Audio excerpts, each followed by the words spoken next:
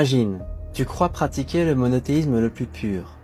5 fois par jour, tu te tiens devant Dieu seul, jusqu'au moment où tu t'adresses directement à un mort.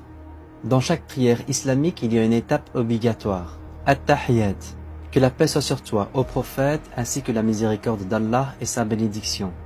C'est une adresse directe à la deuxième personne, non pas paix sur Mohammed, mais paix sur toi.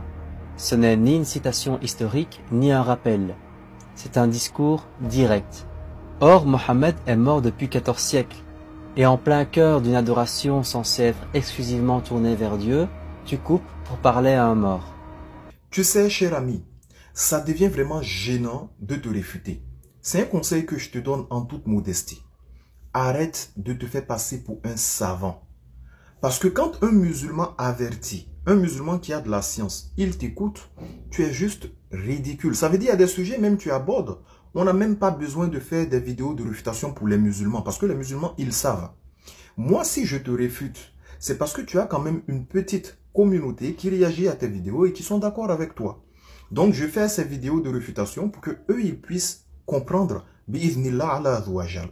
La tashahhud même que tu as utilisée va te réfuter. Et qu'Allah nous accorde une bonne compréhension. Voici la tashahhud juste derrière moi. At-tahiyyatu lillah wa salawatu wa tayyibat. Assalamu alayka ayyuhan nabiyyu wa rahmatullahi wa barakatuh. Assalamu alayna wa ala ibadillahi salihin. Ashhadu an la ilaha illallah wa ashhadu anna Muhammadan abduhu wa rasuluh. Traduction: les salutations, les prières et les bonnes actions appartiennent à Allah. Parce que le musulman, il n'adore que Allah. Il n'invoque que Allah subhanahu wa ta'ala. Adorer quelqu'un qui est mort, c'est du shirk. Adorer quelqu'un qui est vivant, c'est du shirk. On n'adore que Dieu. On n'adore que le créateur des cieux, de la terre et de tout ce qui s'y trouve. Donc, les salutations, les prières et les bonnes actions appartiennent à Allah. La première phrase suffit même pour clore ce débat inutile. D'accord? Et ensuite, que la paix soit sur toi, ô prophète, ainsi que la miséricorde d'Allah subhanahu wa ta'ala et ses bénédictions. Pourquoi? Parce que dans la sourate 33, le verset 56, Allah subhanahu wa ta'ala nous dit « Inna Allah wa malaikatahu yusalluna ala nabi » Dieu et ses anges bénissent le prophète.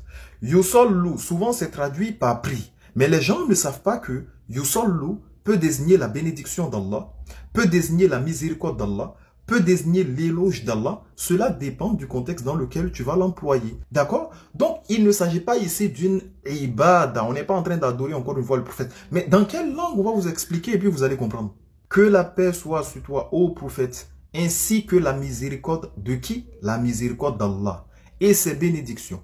Que la paix soit sur nous et sur les serviteurs vertueux d'Allah. J'atteste qu'il n'y a de divinité digne d'adoration qu'Allah et j'atteste que le prophète Mohammed est le messager d'Allah. Comment tu peux partir de ce texte pour faire des interprétations libres, farfelues et laisser des ambiguïtés qui n'existent pas? Le musulman, il sait qu'il n'adore que Allah subhanahu wa ta'ala. D'ailleurs, tu as cité le verset dans la sourate 72. Les mosquées sont pour Allah, n'invoquez donc personne avec lui. Voilà, au fait, le musulman, il n'associe pas à Allah.